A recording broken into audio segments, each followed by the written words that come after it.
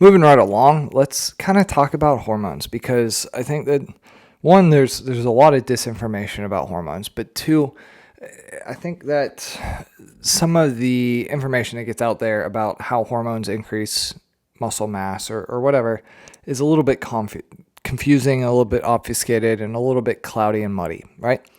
So essentially, when it comes to muscle protein synthesis or increasing protein synthesis or increasing hypertrophy, are there hormones that have the potential to increase muscle protein synthesis? Yes, hands down, without a shadow of a doubt, 100%. There are hormones that can significantly increase muscle protein synthesis. 3 right off the bat: testosterone, IGF-1, and certain types of growth hormone. 2 kind of caveats that I want you guys to know here is that IGF-1, when it's released from the liver, is called IGF-1. The anabolic muscle signal IGF is actually called mechanogrowth factor, MGF. And then when it comes to growth hormone, all growth hormone is not created the same. There's different types of growth hormone that are actually going to be created. There's different weights of growth hormone. So just because you see the word growth hormone does not mean that it is the most anabolic thing in the world. In fact, a lot of growth hormone is actually going to be lipolytic or catabolic because it's actually breaking something down, right? It's breaking down fat. Regardless, those are just 3 of several hormones that have anabolic or muscle protein synthesis capabilities, right? Independent of exercise, if we take pharmacological doses, read steroids, there is a increased hypertrophy that occurs. There's increased activation of mTOR, and there is increases in hypertrophy. Just because you take steroids, you will gain some hypertrophy.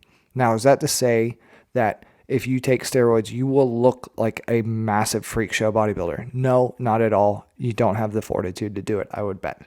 But there is a lot of benefit that's going to be gained from taking steroids. Some of the negatives are exaggerated a lot of times, but there is significant benefit to using pharmacological doses. But the difference between pharmacological doses and endogenous levels is significant. There is going to be a dramatic increase in these hormones following muscle protein or following resistance training. Yes, we will increase testosterone, we will increase growth hormone. All these things will be increased following certain types of resistance training, i.e. heavy resistance training. There will be increases in these hormones.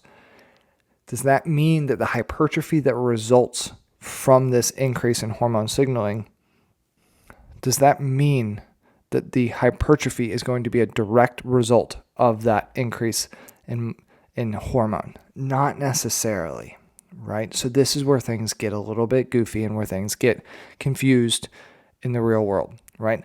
Just because you're peaking testosterone after heavy resistance training, or just because you're peaking growth hormone after heavy resistance training, doesn't mean that that is going to be the sole stimulator of that muscle protein synthesis. Does it play a role? Sure, yes. Without a shadow of a doubt, it's going to play somewhat of a role. Is it the end-all be-all to muscle protein synthesis or anabolism? No, it's not. If you're on androgen receptor blockers, if you're on certain types of drugs that block the anabolic hormones, you can still gain muscle. Just like women have low levels of testosterone, but they can still gain muscle. You don't have to have high levels of testosterone in order to gain muscle, right? Just kind of clearing the air a little bit there. So what is it that's actually causing the gain in muscle mass? How are we going to do it? We know that we're activating mTOR. We know that we're increasing muscle protein synthesis, and we know that we're going to be increasing transcription of genes and all that, right? Like you should understand that by now. If you don't, go back and rewatch the last video. Watch it 100 times if you have to. Essentially, what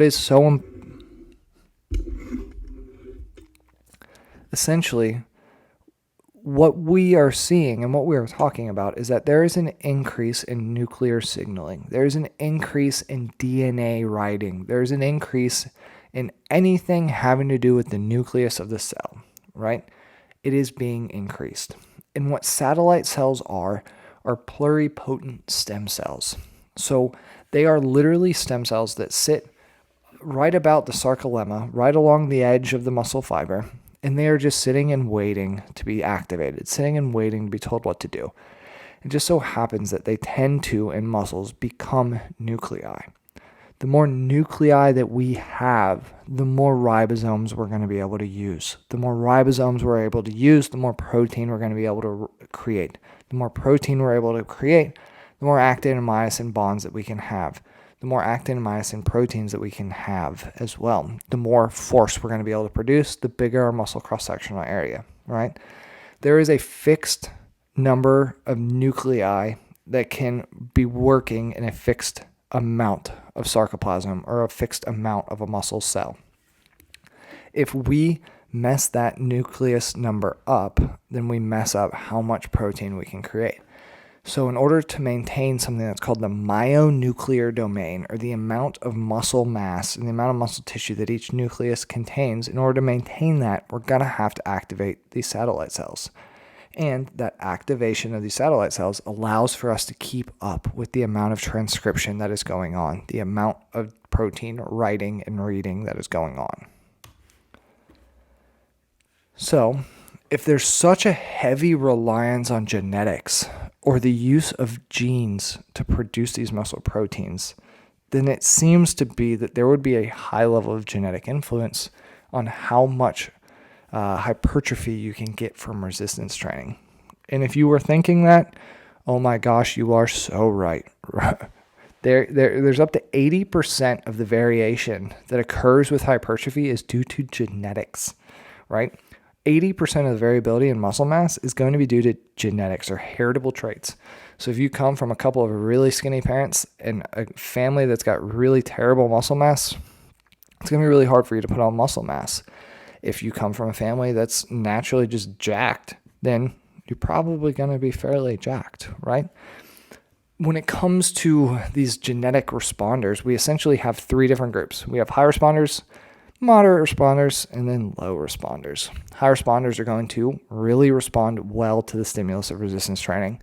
Moderate responders, meh, and then low responders, they're not really going to respond well. And I mean, it just makes sense. If we're using so much DNA to create the ribosomes and improve myonuclear domain and increase protein writing and all those things, it makes sense that people would have different levels of ability to do this. What about detraining? So rather than talking about gains, let's talk about losing them gains, right? Let's talk about the opposite side of things. Just like endurance training, resistance training and muscle hypertrophy and muscle strength is really a use it or lose it type thing. We can actually have as much as a 31% decrease in muscle strength. But where this is different than endurance training is it can take up to 30 weeks to lose that 30%, right? So the delay in detraining, the slowness of detraining is significantly better than endurance training, right? Like the slope of the curve is significantly less. If you go 1 week, 2 weeks, 3 weeks, 4 weeks without resistance training, without lifting, that's fine. Don't freak out. You're not going to lose all of the gains, right? There's small amounts of atrophy that are going to occur across that 30 weeks and that 30%. It's not the end of the world. But what's really cool here is because of the neural adaptations that are going to be occurring, you can actually reach near normal levels of muscle mass and muscle strength after a period of detraining in only 6 weeks. So you can actually get back to competition level in 6 weeks, right? So it means take advantage of off season. It means actually do what the coaches say and relax. It means don't kill yourself in off season, or occasionally take a week, take 2 weeks, take 3 weeks off. Allow yourself to recover because it won't take you long to get back to it. What if we move away from detraining and towards inactivity? And when I say inactivity, I mean immobilization or a complete lack of loading of the skeletal muscle. This would mean casting, right? If we completely immobilize a joint, putting a cast on it, doing prolonged head down bed rest, which is laying on a bed and having your head below your feet, which essentially minimizes the effect of gravity, or anti-gravity environments such as space. There's no load being applied, right? Zero gravity. There's no load, there's no gravitational force being applied to your muscles. There's actually significant decrease when you go through inactivity or complete immobilization or lack of gravity. There's 10%, up to 10% decrease in muscle mass after only 7 days. I mean, compare that to inactivity, or compare that to detraining. What's different is that during detraining, you still have gravitational load. You still have movement. You still have skeletal muscle loading because you're having to move in a gravity-containing environment. Whereas inactivity or immobilization means that you're not loading the muscle, so it's going to break down fast. This is why astronauts come back so broken down, or at least it's one of the reasons astronauts come back from space so broken, because you rapidly lose muscle mass. You have significant atrophy, 20% in a month. That's insane. 30% after 30 weeks of sedentary activity, right? It's so different. You actually see decreases in muscle protein synthesis after only 6 hours. And you'll see an overtaking of muscle protein synthesis and muscle protein breakdown after only 12 hours, 6 to 12 hours. That's crazy. At first glance, you're probably thinking there's no way endurance training and resistance training can actually line up and be mutually beneficial. And you're pretty correct, right? Like there is a decent amount of conflict that exists between endurance training adaptations and resistance training adaptations. There is. But that level of conflict between these two, between endurance training adaptations and resistance training adaptations, is really going to depend on the intensity with which you're training on your endurance training, the volume of your endurance training, as well as the frequency of your endurance training. So if you do same day resistance training and endurance training, it's going to somewhat decrease the cell signaling that can occur. It's going to decrease our ability to increase or activate mTOR, and it's going to decrease our muscle protein synthesis potential. Does that mean that you cannot do it? No, I'm not telling you not to lift weights and not to run. I'm not telling you not to do these two. You can definitely do them, and you can do them both with a high level of success. You just might be muting, M-U-T-E-I-N-G, however it would be spelled. You're just minimizing some of the effects that you would see from either one in isolation. So what would be the primary concept for why there is conflict between these two? One, is it neural? We don't know. We can't test this realistically. It's very difficult to test this in humans. Is it overtraining? No, not likely. And in fact, overtraining is kind of like a unicorn a lot of times, and it's really hard to find, really hard to see. You want to believe that it exists, but you just don't know.